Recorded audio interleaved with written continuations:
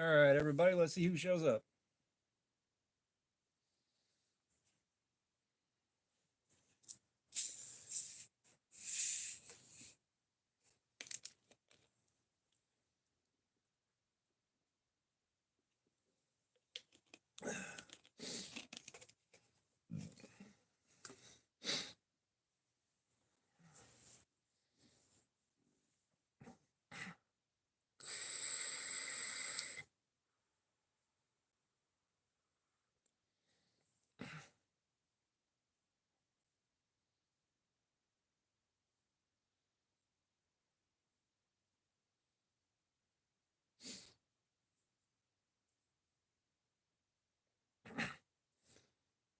Aw, come on, guys. I'm bored right now.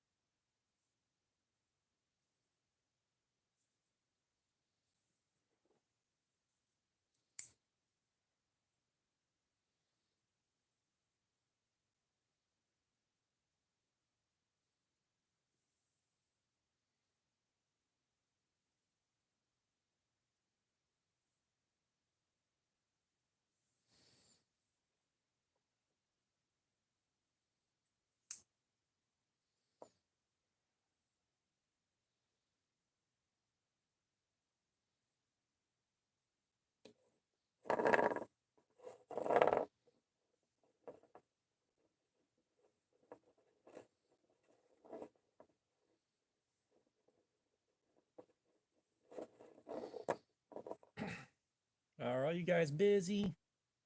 That's a bummer. We'll wait.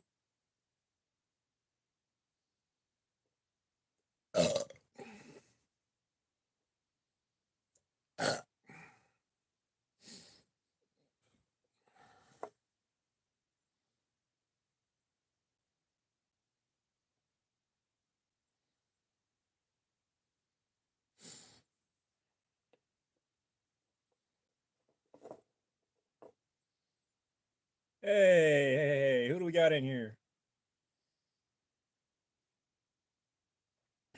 Oh, we got somebody. Okay, so what's happening here? Um, if any of you guys have seen my old video about why I geek out on cheap knives, one of my complaints is cheap knives from back in the day used to come from the factory dull, and become incredibly dull very quickly because the steel is soft as hell. It's still the same 440 that we have now, which is, you know, 9CR or 8CR, nearly identical to what have you, all the other super budget steels. So, this is kind of part of why I geek out on the cheap knives, is the same steels are so much better than they used to be. So, I took this thing, which came from a Winchester gift set from Walmart back in '03 or '04, something like that. And I have put an absolutely mirrored edge on here. I mean, this thing is stupid sharp.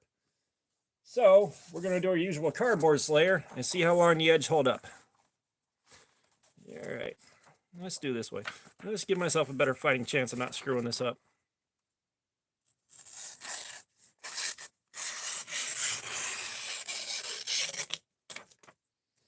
So yeah, she's sharp. So we're going to go on some cardboard slayer and see how long she lasts before she won't cut no more. And I got a treat especial, some thick boy cardboard for now. Let's get ourselves a chunk cut. Woohoo!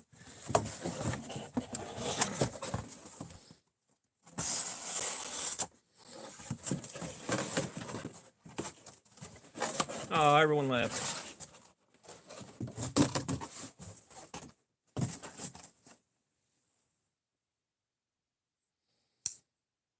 Hey, someone came back. All right, so let the slaying commence. Eh.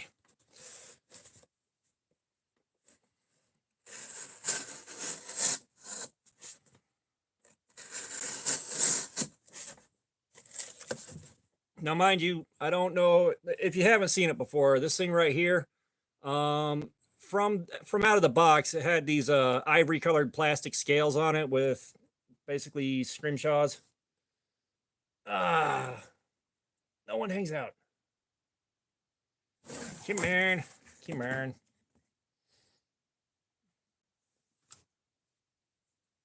Where's one of my guys that sticks around?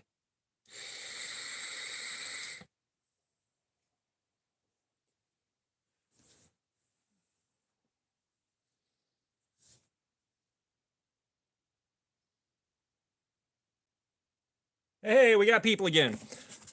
Okay, so what's happening here? We're doing Cardboard Slayer with an old cheap knife to see how quick the edge wears down. Where is it? Yeah, mirrored edge on there. And this guy is from a Winchester gift set from Walmart in about 03 or 04. And I made new scales for this and epoxied them down because the old ones were held on by double-sided tape. If you haven't seen those videos, then that's what that is. And I'm subjecting myself to the most uncomfortable Cardboard Slayer yet. But we're going to keep pushing through here until, well, whatever happens, happens.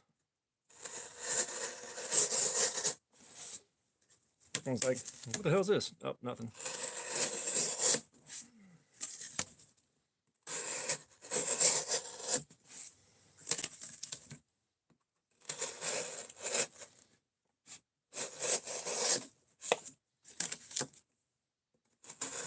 Hey, who we got in here, man? Come on, say hey.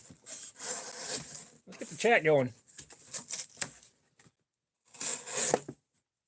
That was a nice cut.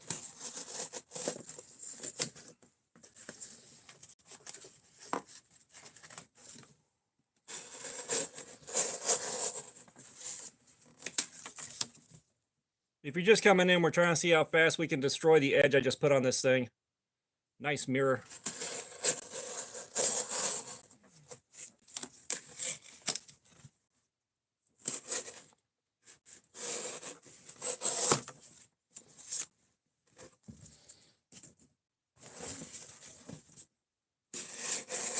Anyone want to let us know how their day was? Anyone do anything cool today?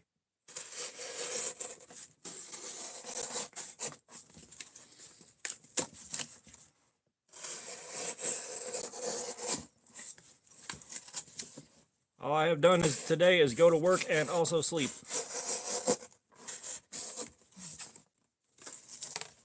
And this tiny knife, yeah, it's not comfortable to do this with.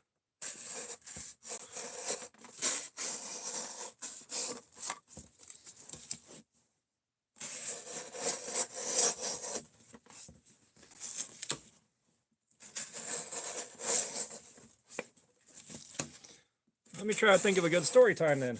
I know I got something. Come on, say hey in the chat, guys. Who's here?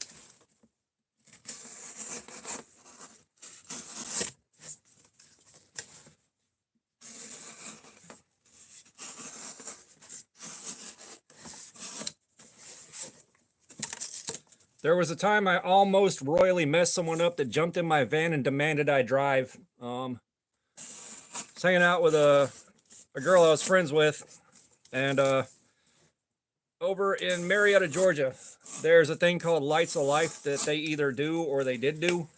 It's over at Life University. It's a chiropractic college, and they basically have the whole campus decked out in Christmas lights. You know, it's a huge display. It's a big deal for that part of the state every year. So I picked her up, and we go to Lights of Life and drive around Marietta and kill some time. And we get around the Marietta Square, and one side of the Marietta Square is kind of nice, and the other side is kind of low rent. So we reach the low rent side, and someone runs. I'm in a van. It's a 1969 Dodge A110 Sportsman van, and it's one of those cab over designs where your engine is directly between the seats, and it's got two big old swinging doors on one side, and they don't slide like modern van doors. They swing open like, you know, old school doors. So this dude comes running across the street, snatches those doors open, jumps in, and yells, "Drive."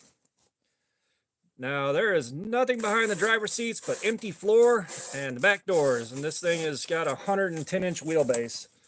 So you gotta think, just between the wheels, almost 10 feet long. And so he has nothing to hang on to. And I know what I'm about to do, because this thing has got a 3-speed column shift, super low geared rear end. Even with a very beat down, like sub 100 horsepower engine, I can still get the front wheels up off the ground about an inch. So I sit up and I go to adjust my my belt and everything and get secure so that I wasn't going to move out of my seat, because I was about to stomp on the brakes, stomp on the gas, whip it left to right as hard as I could, and throw this dude around like a shoe in a dryer. And much to my disappointment, oh, I was so disappointed. I guess he thought I was reaching for a gun when I sat up like that, but he just yells, "It's cool, man." Swings the door open, jumps out, and takes off running back the way he came from. And like, I'm glad nothing happened, because, like, you know, the girl I was with was safe and all that, but that was like one of the weirdest damn things.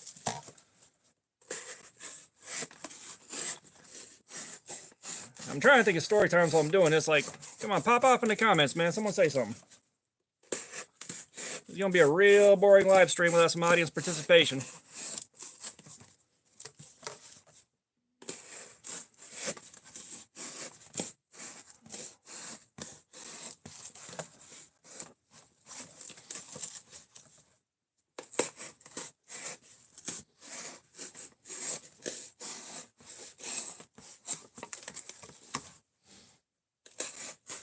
As soon as I get to the end of the strip, we're gonna check the paper and see whether or not it's still that nice clean cut we got when we first started, before people kept dropping off.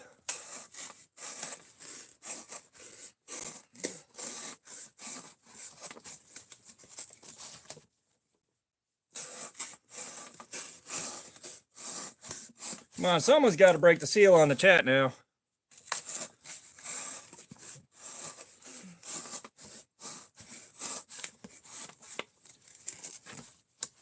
You could be the one to deflower the chat.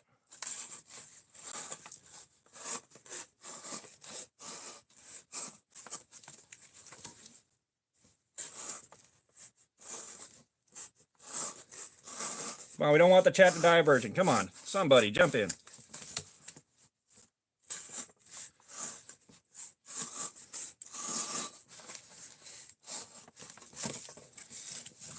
I can't think of interesting stuff to say without help.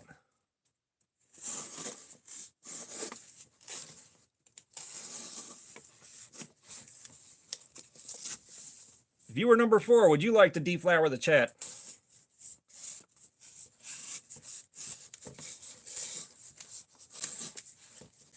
It stopped holding an aspirin between its knees like 20 minutes ago.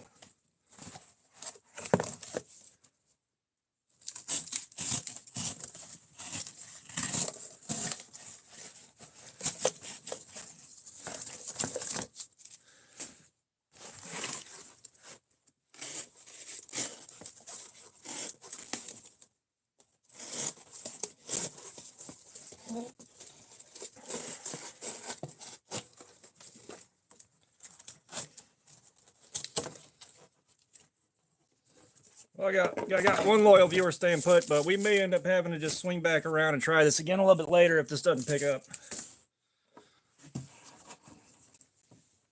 I'd like to kill some time, but half of this is also to talk to you guys.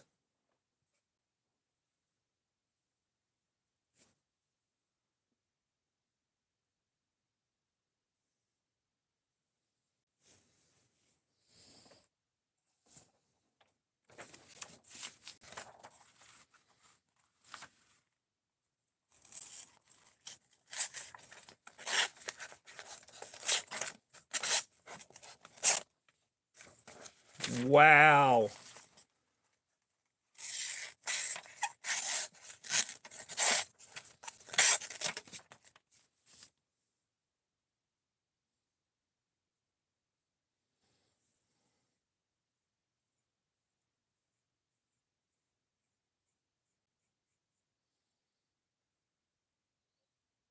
So it took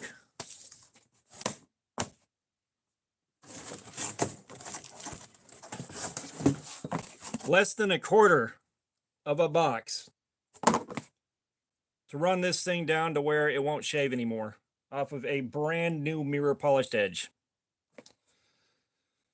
So we're going to keep screwing with this thing. Hopefully someone pops in the chat and starts making things interesting here. Like I'm here to do this, but I'm also here to talk to you guys. Most of the fun here is in the conversation, but my complaint was valid.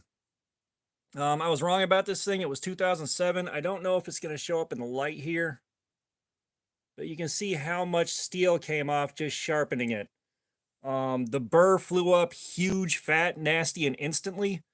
And it didn't take long to sharpen up and get polished. However, like the cheap knives we've been doing with the 3CR, the D2, all that. So, Rob, what we're doing here is, if you haven't seen the videos I did where I was talking about why I geek out over cheap knives now, one of the big components about that was the same 440 series steels that are directly comparable to the 8CR, the D2, the AOS 8, all that. They came from the factory dull and went super dull really fast, and the steel was super soft. So the goal here was to see, whether I was right about that. And this is a Winchester knife from a Walmart set that was made in 2007, I believe. And the scales were held on with double-sided tape just to give you an idea how cheap this thing is. And I made some new ones and glued them on there just to see how I do. And I've been here for not very long and basically cut up less than 1/4 of a box, and it's already not shaving, and it's already struggling to cut copy paper. So that complaint's right. I'm going to strop this thing and see if that really helps a whole lot. And now it's just kind of screwing around, and if people show up and chat, great. If we can't get enough people showing up to chat in a reasonable amount of time, I'm going to head back upstairs with my curiosity satisfied.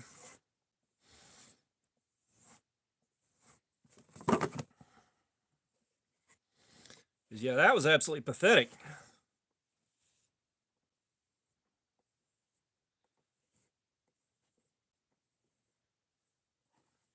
I can't believe it went that dull that fast. That is just mind-blowing. Like, I thought, if you've been here for the other streams, those knives have been cutting for like 3 straight hours, and their edges were still what it took 20 minutes for this to get to. Hours of cutting. Like, I expected a little bit better. I didn't think it was going to be good, but oh my god, that is bad.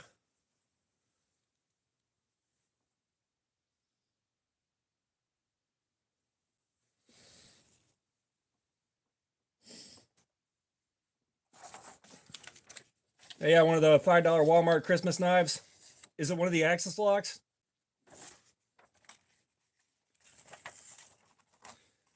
And I am going to actually, one of these live streams, I'm going to take one of those and put it through here. Top Dog, what's up? I am going to take the Axis lock that I had to take apart and grind a whole bunch to make it work right, and put that through this, because I can't really do an honest review carrying it, and see how long that edge holds up. Yeah. So I am expecting that thing is going to take the same 2-3 hours of nonstop cutting and walk away fine.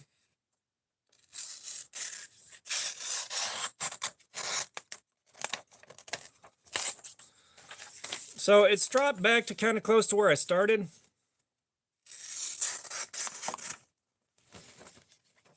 Because, like, this is an absolutely mirrored edge. Mirrored edge. Stardust, hey, what's going on? This one is not a pretty sweet knife. This is absolute garbage, and I needed to answer a question. It's like, I am totally happy with being proven wrong about something, and my complaint about the old 440 from, like, this is 2007, so not that long ago back, was garbage, which is part of why everyone looks down on 440 now, even though it's the same formulation as either 8CR or 9CR13. Exact same steel. It's just the heat treatment's a lot better now, and it's everything is done better.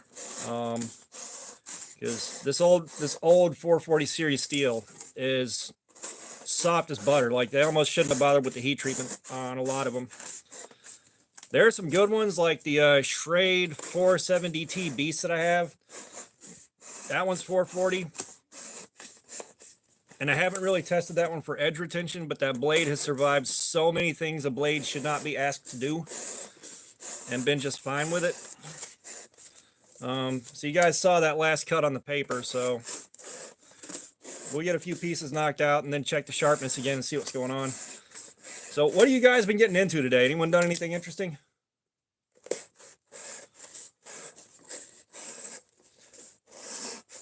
The cost on this one, I'm not entirely proud of this, but I don't know.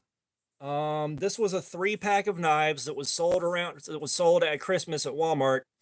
All 3 of them were this same cheap garbage, but the job I had, the management that we had was incredibly abusive. They were absolute bullies. So a lot of us stole everything that wasn't nailed down. And when I say stole, I mean stole. And this was on a pile of stuff with a employee of the month, like on a piece of paper on top of the stack. I saw that and I was like, well, I'm the employee of the month, at least according to me. So I grabbed the box of knives and dipped out. So I have no idea what they cost outside of some of my dignity. But no, I took that place for a $400 spreader. Basically, because it was a lawn care company spraying yards. And they had a big pile of broken spreaders because the guys that worked there they did not have any mechanical sympathy whatsoever for the stuff they used every day. So they'd break theirs and then steal a working one from another truck and break that one and then steal another one. And everyone got tired of fixing them, so they just piled up. So I went and slapped a bunch of broken parts together. I left out a couple of bolts that kept it from working right. I was like, hey, I gotta take care of my lawn at home. I'm gonna take this to my house and try to fix it. If I can get it working, I'll take care of my yard and bring it back. Never brought it back. It was like a $400 piece of equipment. $400 bags of fescue seed, like 50 pounds a pop. I think I've got somewhere around 12 of those. I have sprayed hundreds and hundreds and hundreds of dollars of their Miracle-Gro over that yard. Chipco fire ant killer. So it kills the fire ants and repels them for upwards of like a year minimum when you put it on the yard. And they had this stuff and they wouldn't let us use it on the yards. So I slid like 2 bags, and I think they said they were like $500 a bag. I slid 2 of those bags in the truck and drove off. Like, that was the place where they had the Chinese overtime. You know, you could work 5 hours overtime and it'd be worth about a half hour. But you know, your overtime pay started at a half hour's worth of pay.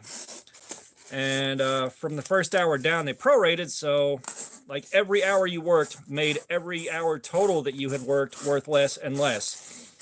So you could work like 4 hours overtime at like $7 an hour, or you could work like 20 hours overtime. And by that point, every single one of those hours you worked was worth around 70 cents. And they had us out there humping for like 12, 13-hour days, 6 days a week. And then they did this thing where they spent this whole year pushing us like this, making us run that many hours, 6 days a week. And they're like, keep going, keep going. At the end of the year, y'all are going to get a really good bonus. Y'all are going to get a really good production bonus and a really good retention bonus. Well, we got to the end of that year, and it turns out we broke enough laws to get the managers their bonuses. And when they came in and I asked about our bonuses, they said they were like $8 a person. And I actually stood up in the middle of that meeting and told them, like, don't even hand me that check. I will punch someone in the fucking mouth. So yeah, like I took them for everything I could get.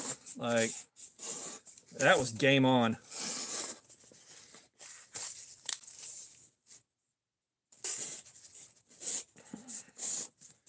What's up, my dude? So I'll explain it again in real short form. My old complaint about 440 series steel from back in the day being very soft garbage. We're testing that with this one. This is a 2007 model 440 series steel, I do believe. And I'm cutting with it to see how fast it goes dull. I did the same job sharpening I did on the last one. You know, you got your nice mirror edge here, and it took 20 minutes to get from like hair popping shaving to no longer cutting the paper cleanly. I've already had to strop it once.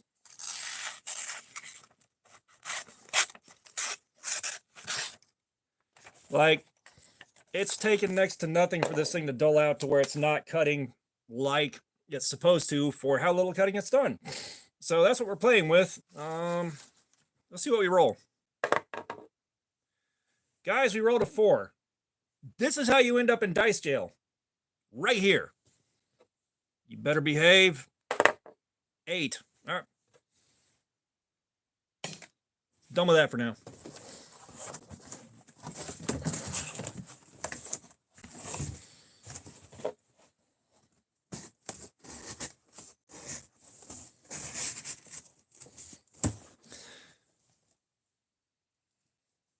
Yeah, that's the thing. It's a cheap heat treatment problem, and this cheap heat treatment problem was endemic to just about everything made out of 440 back in the day. You know, that's where the complaint was, and that's part of why I trip out so hard over what cheap knives can do now. You know, is yeah, the heat treatment has changed so much. It's dialed in, it's perfected, and it's done in massive batches, and everyone's buying it from the same guys, so you know you can get cheap steel that's good, consistently and reliably. And you know, it's also part of the reason I'm a little bit ginger with my knives now.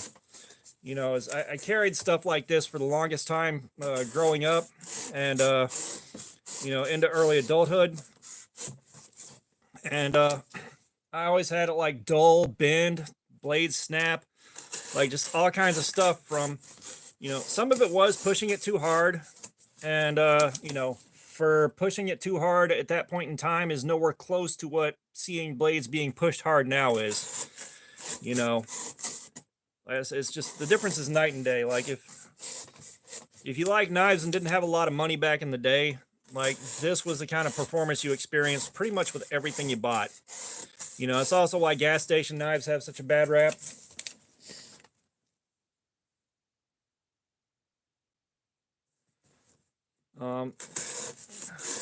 No, you're right. You know, there's a lot to be said about wanting tough steel. There's also something being said for something going dull after this little cutting.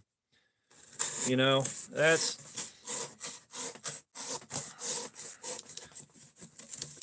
ridiculous. Like, just yeah. Like even I could do a crude sharpening job with like the worst. It's one of those sharpening stones that comes with the cheap survival knives, that little gray slab and a file. Like I could do a good enough sharpening job to get by on.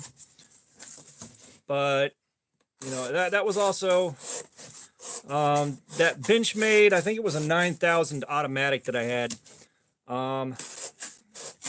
That thing, I think I sharpened it once in the 2 or 3 years. Oh, I know. Only sharpened it once in the 2 or 3 years I used it, and even that was with a file and that stone, and it still did plenty of good work. Like the edge was nothing like this is, but the environment I was in, I was like cutting string off of bales of pine straw with it, and you know, doing all kinds of nasty outdoor work where the toothier, rougher edge helped me out quite a bit.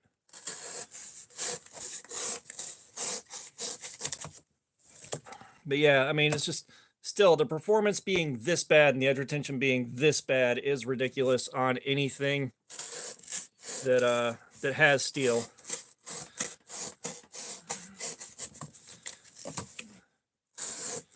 And I've seen it said a bunch of times, gun companies make the worst knives.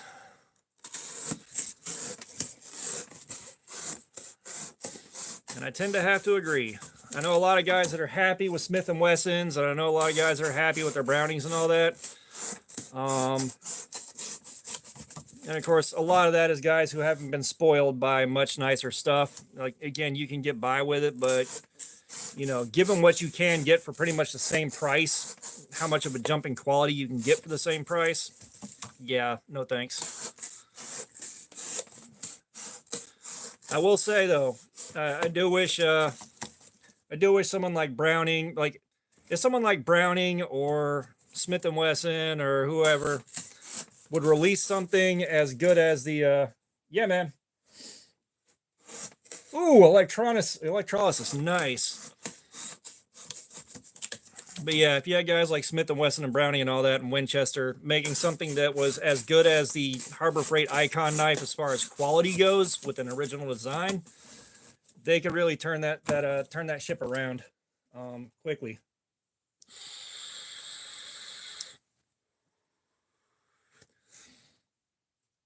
If that thing hits the if something like that hits the hype train, then you know they're going to have a very, very hard time even keeping it in stock.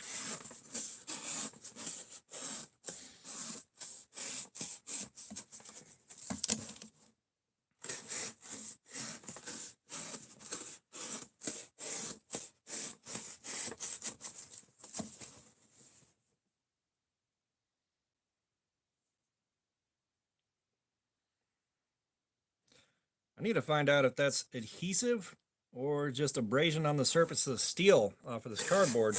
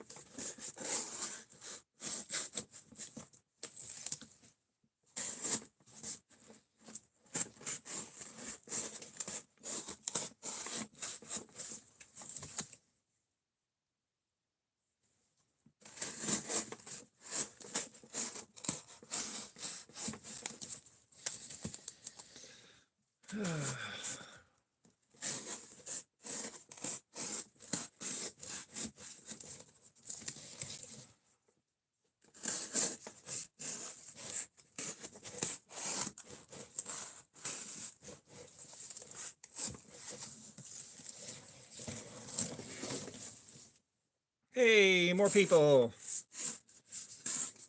Who's up in here? Drop in, say hi in the comments. I'm sure this is not what you expected dropping in here.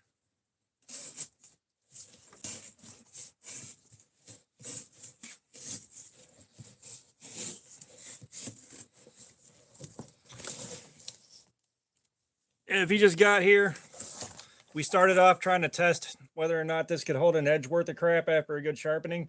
It can't. It took about 15-20 minutes and very little cardboard to dull the crap out. So now I'm just hanging out talking to you guys and cutting cardboard up.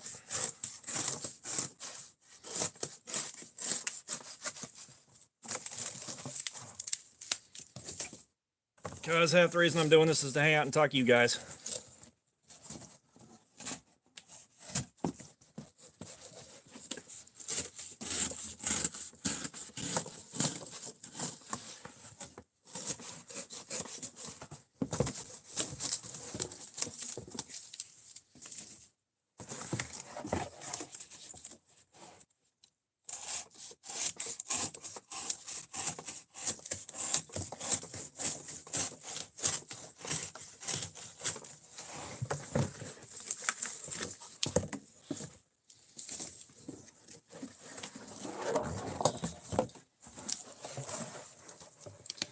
Come on, say hi in the chat. Don't be shy.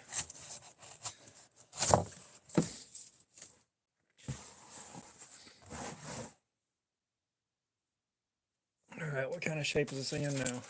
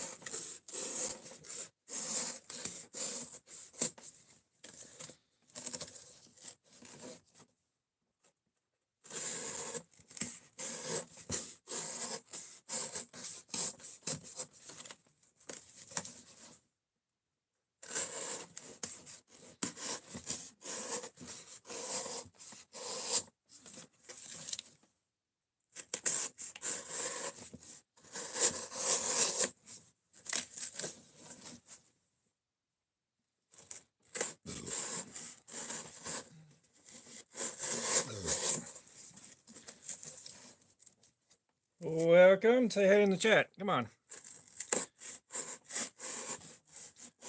I know we got people here. I just can't tell who's here.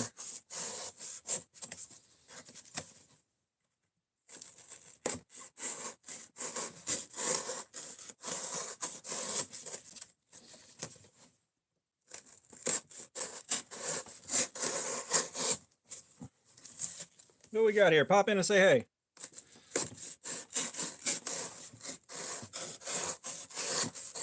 Let's say a bunch of things Knockoff Knives doesn't know about until he gets back.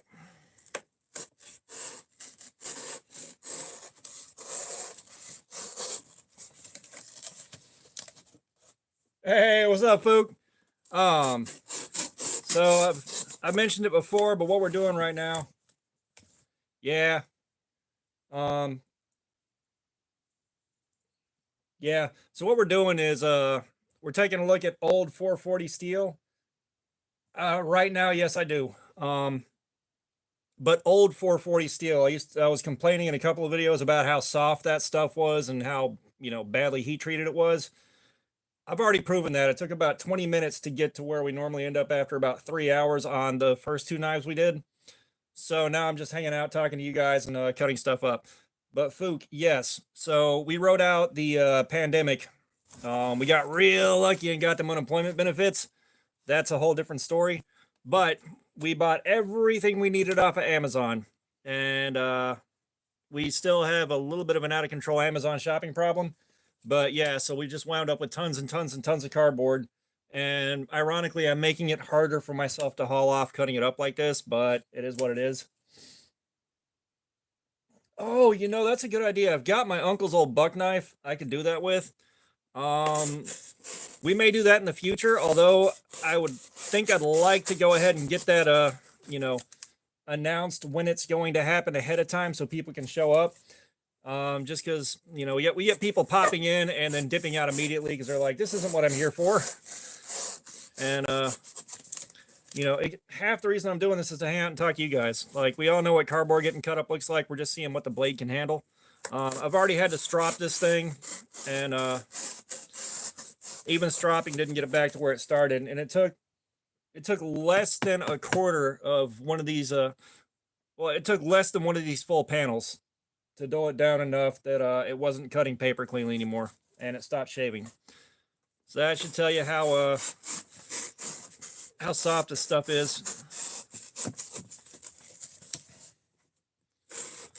But yeah, I know Buck's got legendary heat treatment.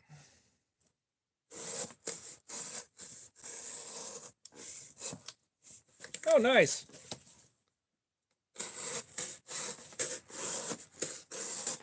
Yeah, I kept telling myself I'd get like a nice Buck 110 or something like that.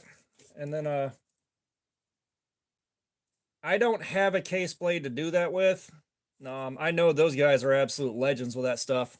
I don't have a case. I do have a Buck 110. It's a very old one, so that's definitely, that one's got to be from the 1980s. If I can find out when it was made, I'll definitely throw that in there too. But we can try that. I just need to make sure I announce the live stream ahead of time so guys are here and ready to go so that we don't have like 30 minutes of nobody watching. And if the spacing on the Worksharp Precision Adjust allows, I'll probably sharpen the buck on that. It belonged to my uncle before he passed away, so I really don't want to do the slight hack. Well, take that back. I may not want to do the slight hack job sharpening that the Ken Onion belt grinder does the way I do it. But I think he may have already sharpened those problems into it anyway, so it won't make a difference. So yeah, maybe that'll be the next one. It's like this one's not going to run like 3 hours. I'll probably give it another 30 some odd minutes here and then cap it. We already answered the question that I had to begin with.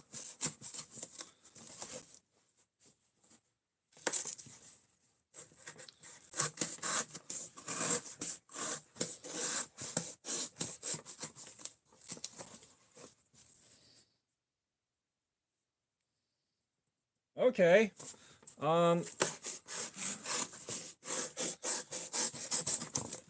Let me go grab that 110 real quick, and we'll see if we can see that design.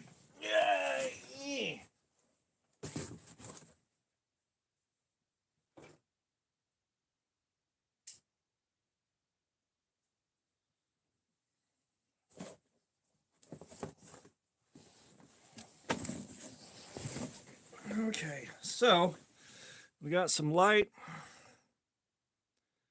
Buck 110 USA. Nah, bro, it's blank. Ain't nothing there. But this one's got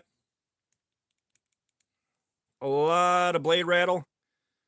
If I ever decide I want a Buck 110 to carry, I'm gonna have to buy a new one. But yeah, he already put all the sharpening things in there that come off of a sharpening on a slack belt and not being precise with it. So yeah, I can sharpen this up on the workshop and we can try it out, but it just says Buck 110 USA, nothing else. Let's see.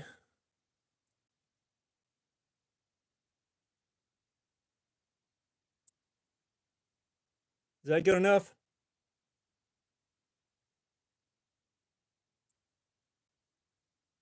Yeah, that's pretty visible. Wow. Told you.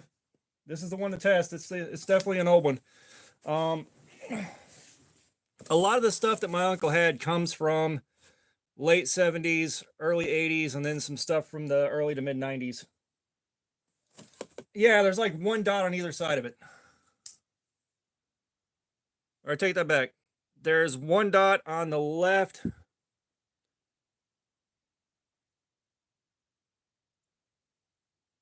One on the left and two on the right.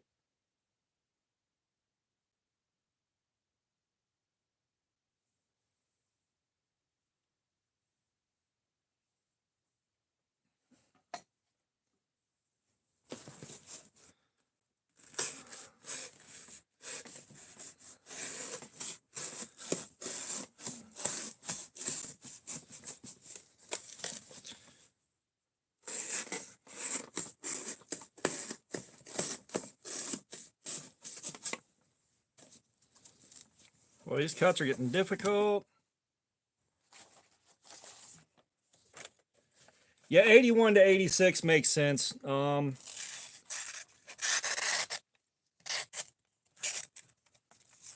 it's still cutting passably here. Let's drop it again. But yeah, that's...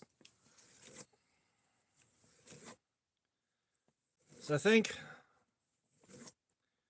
my uncle was stationed in Germany in the United States Army. Back in that part of the 80s.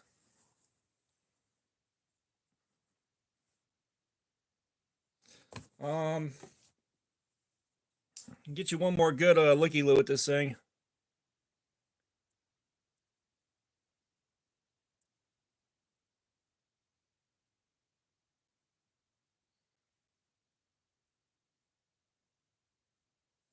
Yeah. 80, 81, like I said, all that makes perfect sense. It's like a lot of his stuff.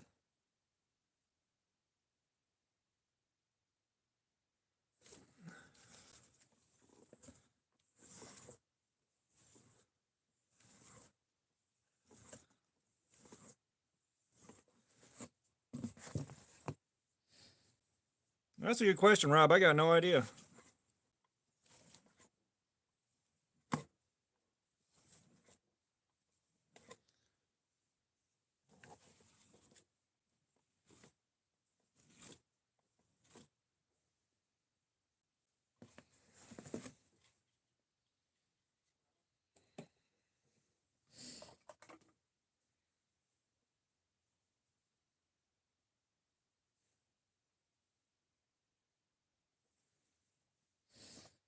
Okay, so what does dropping in anger do?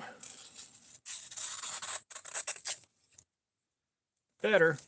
Yeah, this is about the best it's coming back to now.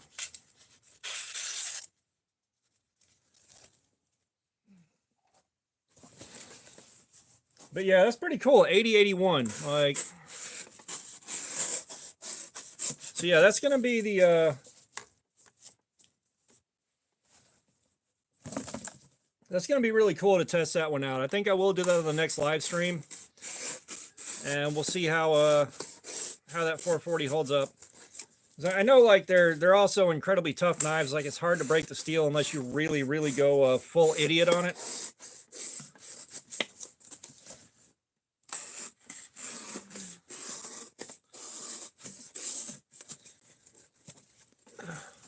But I do wonder about that edge retention. Because I know back in the day, you know, it's like I've always had like a lot of love for knives, but I haven't had the money to buy and collect. You know, and to pick and choose what I have. It's either what's available at the price, which back then Walmart didn't have jack shit, but some really, really nasty sub flea market stuff. And you know, like where I lived, there weren't really places to go buy knives specifically, and online shopping wasn't necessarily a thing either. Not for me. I didn't have a debit card or anything like that to work with for the longest time. So, you know, back then I would have loved to have had a buck knife, and I would have carried that thing religiously until I lost it, or, you know, something stupid happened to it. Or, given the people I was around, it got stolen. Yeah, no, being broke makes everything hard. You know, it is only through a lot of good fortune and God's grace that I'm at where I'm at now. And even right now, like, I've had to just kind of kibosh buying new stuff entirely for a while. You know, once I run through the whole backlog, I'll start looking at probably some more of the super budget options and looking for the super cheap stuff to see, you know, how it does and whether or not I can recommend picking that up for guys like us that, you know, that like playing with cheap knives because they are cheap knives.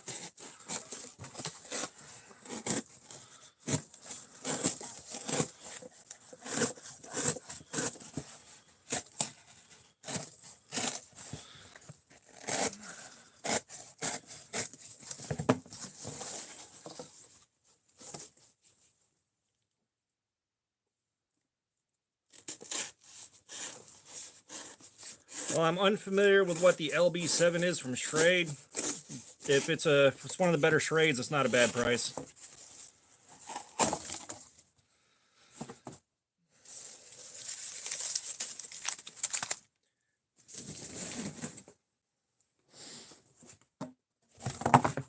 Yeah, one thing I don't do is spend that much time at Walmart anymore. But I do need to be dropping by every so often and just looking for clearance stuff to see if anything cool shows up in there.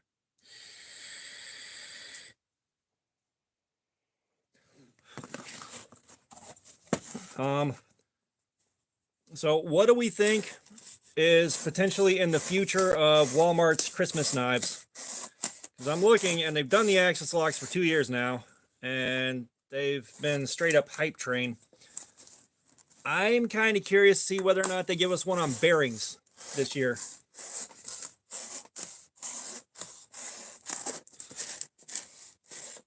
I mean, if they figure out how to do an Axis lock and bearings for $5, everyone is going to lose it. Ah, come on, man. Like, you gotta admit, those Axis lock knives, at least the one with the blue pivot collar, that thing was pretty good. I've still got to carry that thing for a full review, but I did put a day's worth of carry on it at work with me, and it did pretty damn good.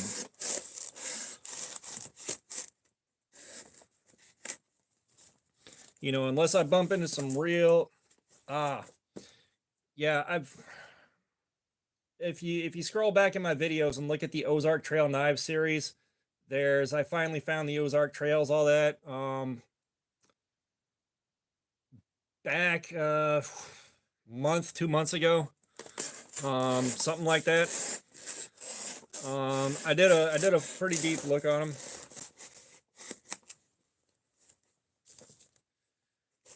That was a problem I had. The Walmarts around me just didn't have them until I found one that did. And what they do is they get these displays in. They're just cardboard shippers that they tear the box off the outside of and leave in the middle of the floor on the pallet. Like the one I was at, they moved that display out to the garden center instead of having it in sporting goods. So no one knew where the hell it was.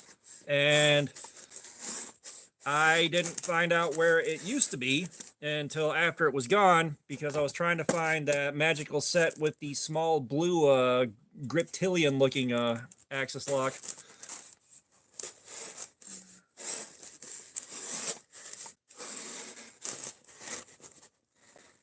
Yeah, I was just saying, I was trying my hardest to find that set with the blue crossbar. I wanted that just to add to the collection, do videos, and play with. And I didn't find out where they had them kept until they were all gone. I'll go to Blade HQ for something higher end. Yeah. I'll go to Blade HQ for stuff that either isn't on Amazon or is a little bit more expensive that I don't want to risk getting burned with on a clone. And I'll bounce between Blade HQ, Knife Center, and crap, there's one more. Blade HQ, Knife Center, and there's one more. White Mountain, I'm set up over there. Smoky Mountain Knife Works. Like, I'll go through those guys to find stuff. If I'm looking for stuff on sale or clearance, like, I'll swing through and troll through there once in a while. Maybe I'll find something I like, maybe I don't. Oh, dude, that's nasty. I didn't think Amazon cared where they shipped. I thought their only limit really was no automatic knives, and I'm not even sure why they have that limitation.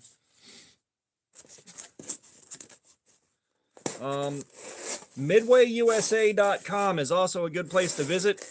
You can go into their sales section and go into knives and tools. Wow.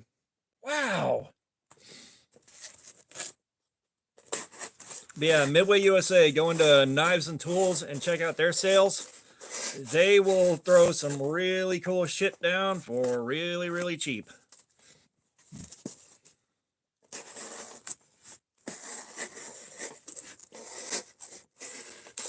Is that knockoff Amazon, or I'm assuming you're asking about Amazon?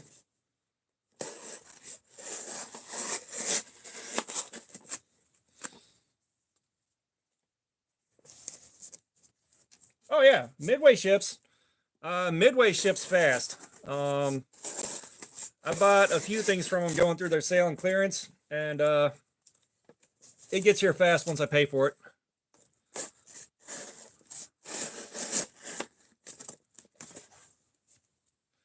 What was it? The SOG Flash AT. I got that one for like $40 off, and $45 off, and yeah, it shipped fast. I bought that. I bought the Schrade Viper OTF from there, and I think I bought one other thing, but yeah, they never given me a problem shipping.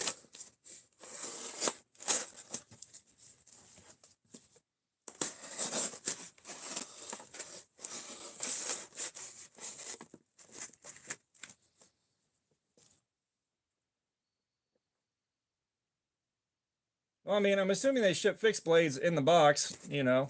It's not any harder than shipping a folding knife. It's in the box, secured in the box.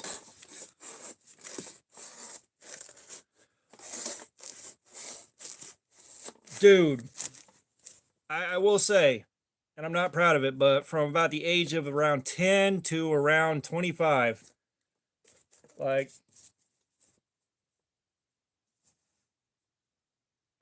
oh no, Midway will take care of you. However, if it's cheap enough that the shipping makes it not worth it, then don't do it. Like, the shipping is one thing. You're going to pay for your shipping, of course. So you are going to pay for your shipping. So if like you're buying a really cheap knife and trying to get it for really cheap and the shipping cost gets you, then don't get it. The Viper, it's depends on how you look at it. Like, I didn't necessarily want a single action OTF. But for a single action OTF, it's good. It's really snappy. It locks up solid. There's not that much blade rattle in there. I've felt Microtechs that had the same amount of blade rattle, give or take. However, if you want to open and close that thing one-handed, your hands better be as big as mine or larger. Because that is some gymnastics trying to figure out how to open that thing one-handed. You got to practice for a while. Like, you got to learn how to use it. That's the biggest complaint I have about it. Yes.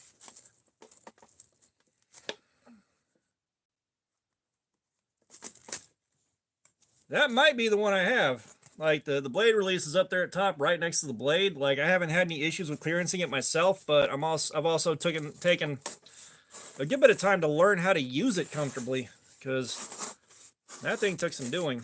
And I would go ahead and grab it, but that thing is upstairs in the drawer of knives, and the wife is asleep, which is part of why I'm down here. I am still on the prednisone steroids from the flu type B, and I am very restless, so I'm not trying to be in there making a bunch of noise and waking her up right now.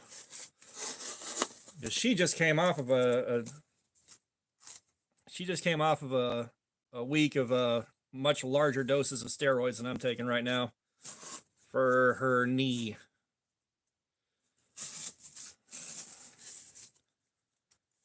But yeah, like, honestly, if I get another OTF, it's got to be double action. I do not want another single action OTF. That wasn't what I wanted in the first place, but it was $40 at Midway, and I think $40 is exactly what it's worth. No more. Yeah, I mean, it's not hard to close them. It's really not, but I can see how being careless will get you bit. And it's not like I haven't been careless and gotten hurt before. I think that's all of us. It's not like I haven't been careless and gotten hurt before.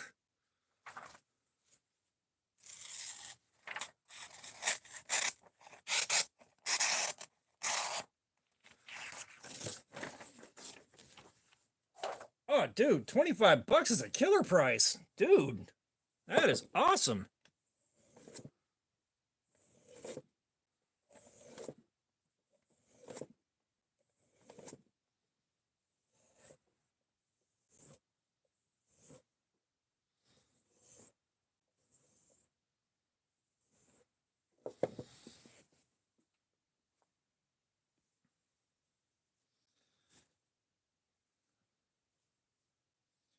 Yeah, that's a good deal for that. Like, it's still not a great knife in my opinion, but that is definitely the right price for it. You know, like, even with it not being a great knife, it's still, again, leagues above stuff like this. Like, there's so much stuff you could get that's so much worse for that price. Um, you know, you can only shit on it so much.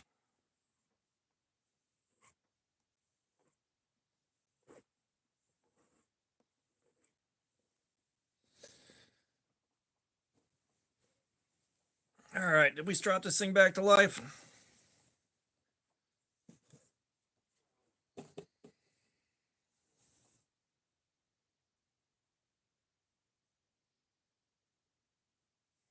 I haven't messed with a Kubi yet.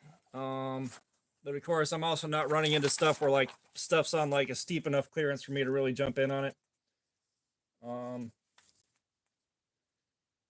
So yeah, I'm looking to see if Kubis are decent too. I've seen good reviews on them and good feedback.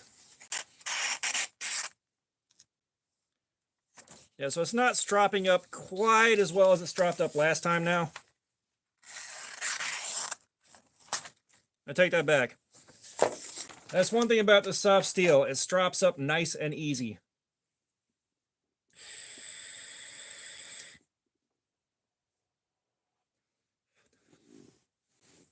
So there's a few people sitting in here watching, just questioning what they've done with their entire lives to reach this point by now. It's like, how did I end up sitting here watching this, and why am I still watching it? And oh, that was scary.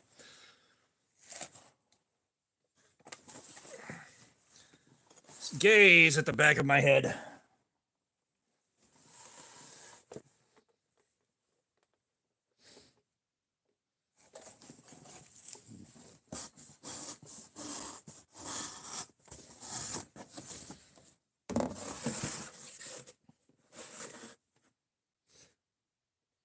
Yeah, I stopped questioning it a while ago too. I will say, once this thing hits a certain level of dull, it's not going more dull than that doing this. Once I finish off this box, I may switch over and actually, you know what? Let's do it now. Let's go sideways. Let me cut this down first.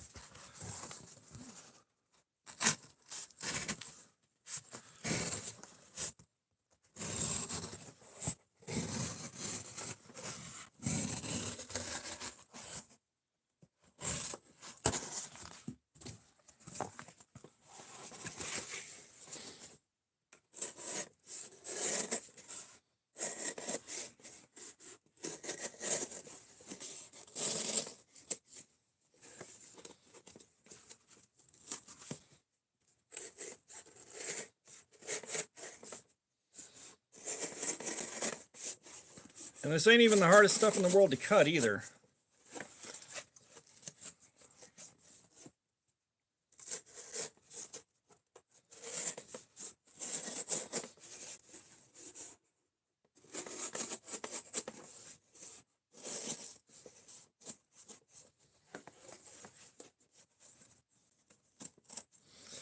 Now, if I buy myself an OTF, or when I get around to it, I am most likely going Microtech. You know, that's the one where it's always been. I see it, I like it, I want it, and the price tags run me off. But if I'm going to spend the money on it, I'm going to spend the money on it right, instead of buying cheap ones and then buying one that's slightly less cheap and then buying one that's slightly less cheap until I wind up there anyways. And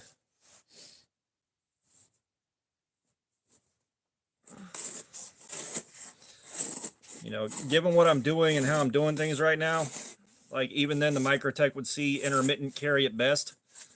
So I don't see a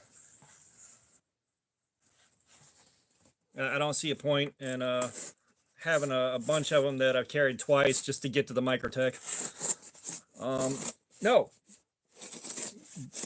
Here's the thing.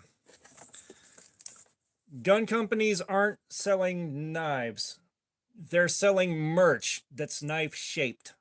There's a difference. You know, I was just talking about this earlier in the stream. If you had like Smith & Wesson or Browning or Winchester, or someone come out with something that was a... Well, that's because it's a CRKT knife, not a Ruger knife.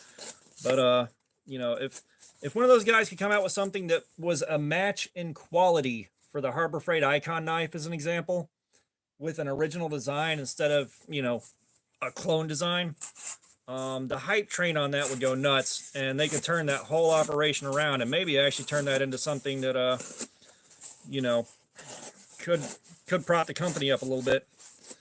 You know, but right now they're selling those things to guys that don't really know or care that much about knives outside of here's a thing I can cut stuff with.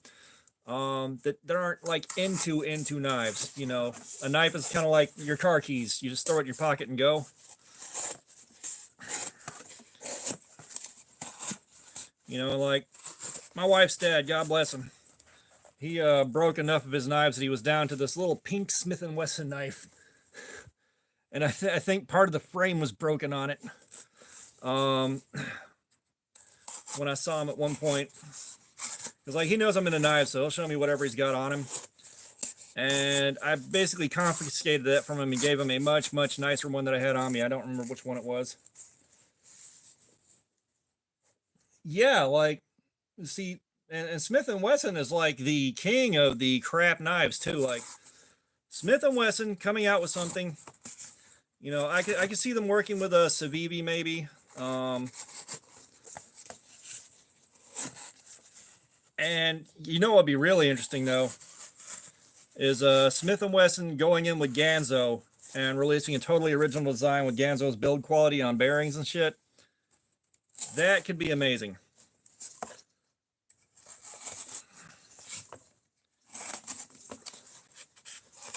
I wish I made decisions at Smith & Wesson now. That would be interesting. But yeah, just like have those guys OEM the knife and then do their own design.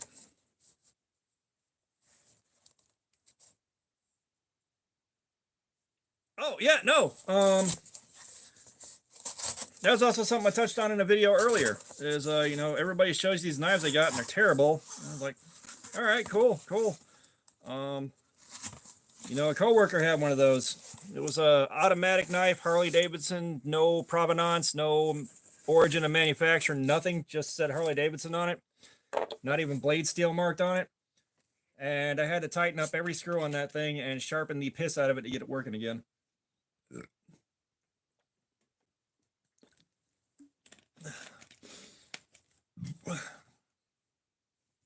But back when I was still interacting with her family, I picked up a lot of nice knives and tools for her dad to carry.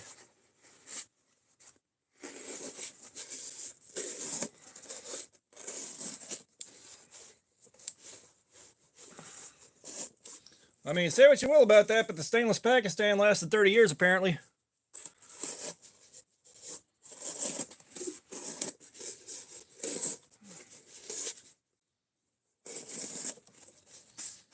So I got one of those friends. You know, he wanted a dagger, so he he picked up an inexpensive OTF. It's still nice enough, but it's inexpensive. I think the nicest thing he has is a Griptilian that his wife picked him up for his birthday a good few years ago. But you know, I'm giving him the Icon knife next time I see him. Just give him a little something else nice to play around with. But I mean, his taste in things is different than mine is. You know, that's the thing. It could be a cheap, nasty knife that you and I wouldn't touch, but if they're happy with it, they're happy with it. You know, you can't knock them for it.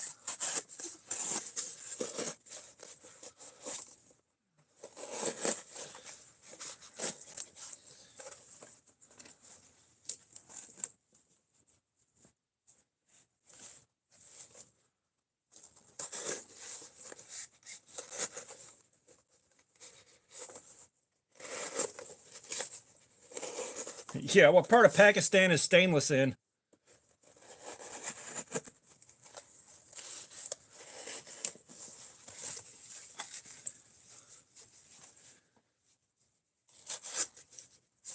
The stuff I've had that said stainless Pakistan on it or had a Pakistan tab on it, stamp on it, it was always stuff that was already falling apart before I got my hands on it or fell apart immediately after, and I never had it long enough to see it wear down or break or anything.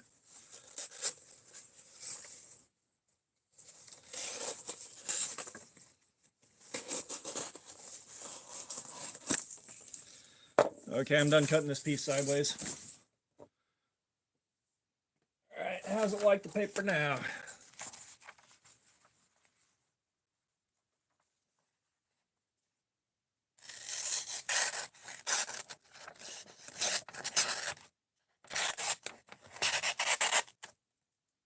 Okay.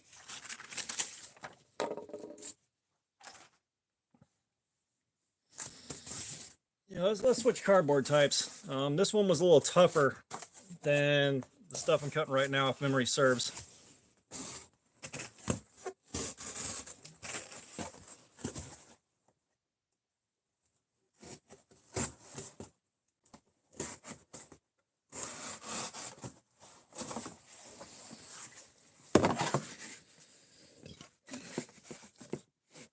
Yeah, it's just no one's shown me what part of the Pakistan stainless is in.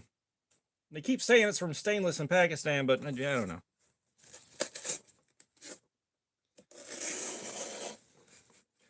I figure that's stainless Pakistan is where the Nigerian prince that has all that money he's trying to give you had to go hide because of the coup on his government that prompted him to try to give you the money. At least that's my operating theory. Yeah, this is a lot more of a struggle to cut.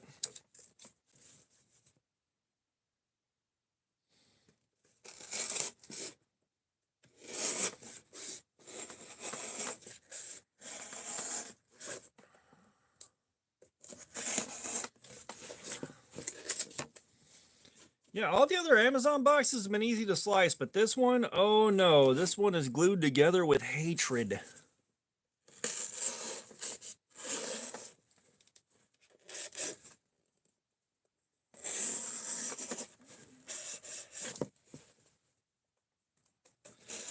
Yeah, somewhere I may still have it, but one of the things that belonged to either my uncle or his stepbrother was a stainless, was a Pakistan sword, and like it was loose, it was rattly, it was messed up.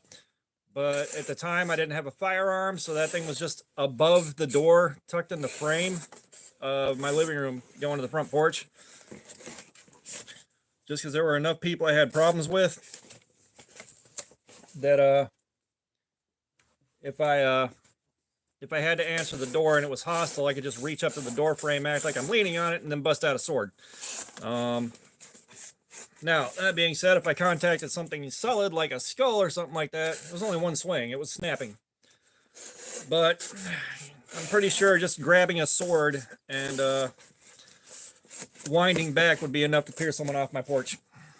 And yeah, this has become, I think, the most uncomfortable cardboard slayer session yet. But I'm going to give this about 10 more minutes here and then head back upstairs. My curiosity has been satisfied, and this has been an interesting experiment. I don't have a lot of the dumb stuff from the 90s that I bought left.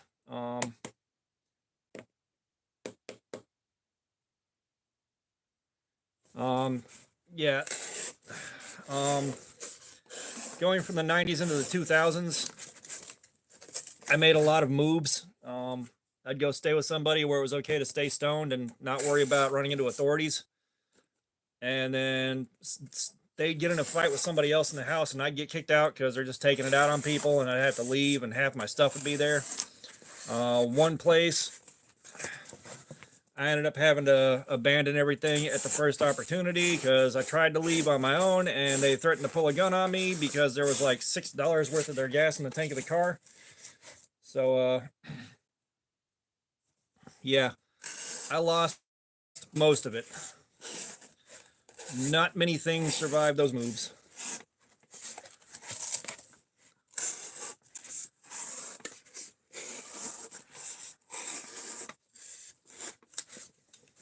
Now, from the people from that apartment, at one point later on down the road,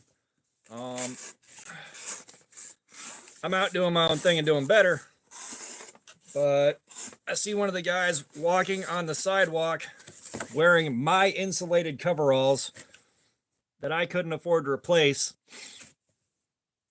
And I started pulling my steering wheel to the right to hop the curb and run him over. And I realized I shouldn't be doing that and pulled back into my lane and kept going.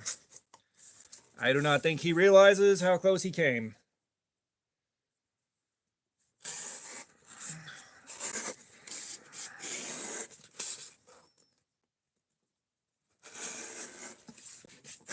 Guys, can I just say cutting this piece of cardboard has sucked. Oh my God, my hand is killing me now. All right, Rob, man. Good seeing you.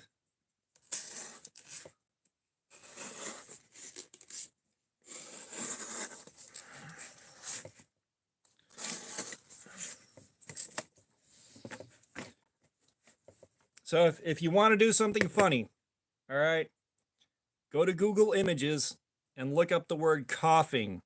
Coughing. You get a bunch of pictures of people giving ghosts blowjobs. It is hilarious.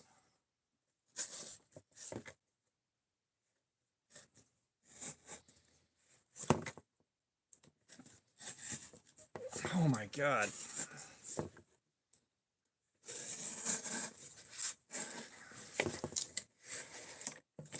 Jeez, cardboard's made of like hard to findium or something. Oh no, you don't have to turn Safe Search off. It's fine. Google will accommodate.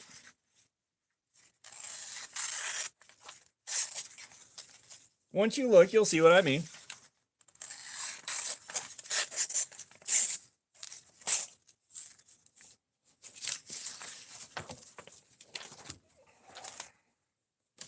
So I think now that we've hit like its median for dullness, like I don't know how much more dull it would be if I hadn't been stropping it this whole time, but it's kind of hit like I guess it's happy spot, and it's not really dulling out too much more. but I'm also checking it pretty often on the paper right now. So I'm wondering if I might have like made the apex a little bit too fine or made the angle a little bit too low. Although I don't think I was pushing. I think I was somewhere in the vicinity of like 20 to 22 degrees on this edge.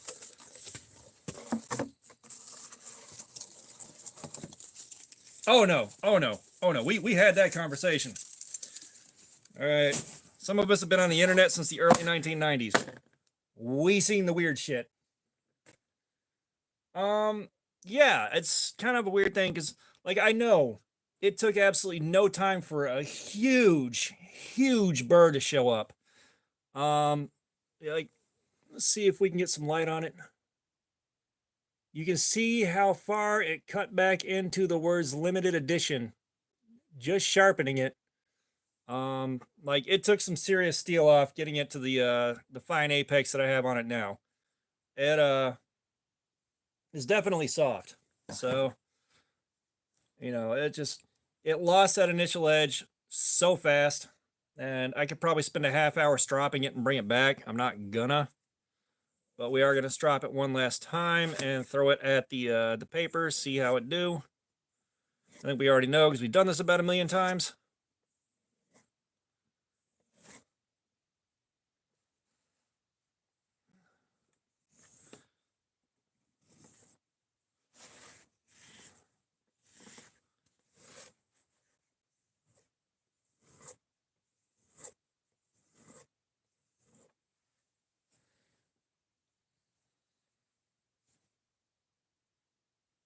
Like it lost a fair amount of steel. And it didn't spend nearly as much time on the sharpener as this did.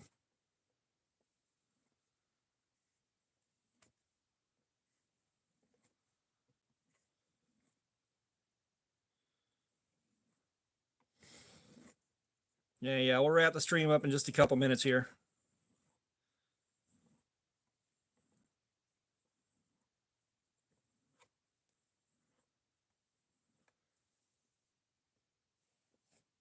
Yeah, well, other half of that too is where I'm at. The temperature in the house got to 64 degrees like the day before yesterday, and had to turn the heat on, and then it went up to like 70 some odd degrees today outside. I don't know what the temperature is here now, but oh, it is toasty in the war room. It's not supposed to be toasty in the war room.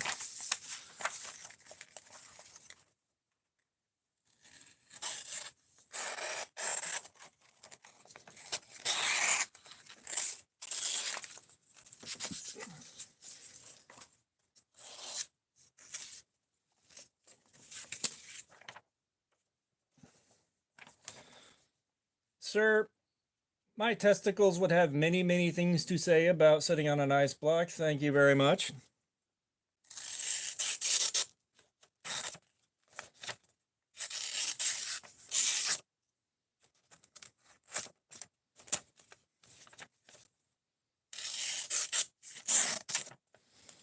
So yeah, we bounce back and forth between dull and this just on the strop.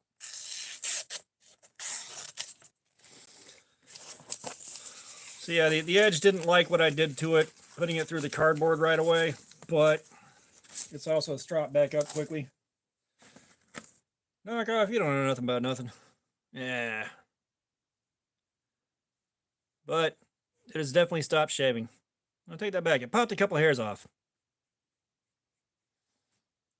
No, when I finished off with this thing off of the sharpener, like it was taking hair off, like it was nothing. I am using my testicles as receptacles to hold sweat against the side of my leg right now. All right, they are being used. Yeah, so that was this thing. You know, again, this is what cheap knives used to be. Those of us that have been around for a minute know. But I think this is a good place to call it. I think next time we do this, we will go in on the Buck 110. I will sharpen this up. I think we've decided it's like, yeah, I wish I still had some of my old gas station knives from back in the day. I'd love that. Those just survived because they were from after the 90s. But we're going to sharpen this thing and we're going to see how this does, if it takes that full 3 hours like we gotten before. And I will make an announcement, community post before I go in on that, letting you know what time it's going to be and get all that set up so that, we're here. Yeah. Yeah. We decided, I think 80 and 81, somewhere in that window after, everyone, took a third or fourth or fifth look at it. So we know it's an old one. We know it's got the old 440 heat treatment from back in the day.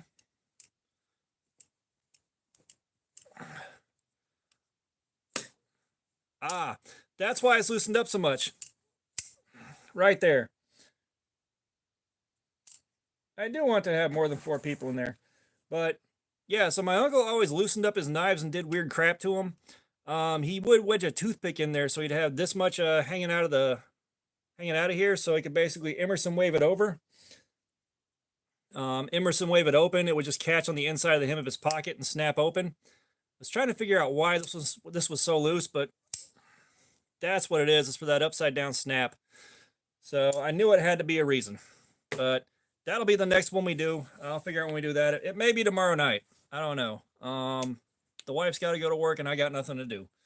So we got 5 in here right now. However, hi, Kevin Smith. You also came in at a bad time because I am now wrapping this thing up so I can go upstairs. And as I said, I'll let you guys know when this is coming up. So, all that being said, I'm going to cut the stream out. Thank you guys for showing up and killing time with me.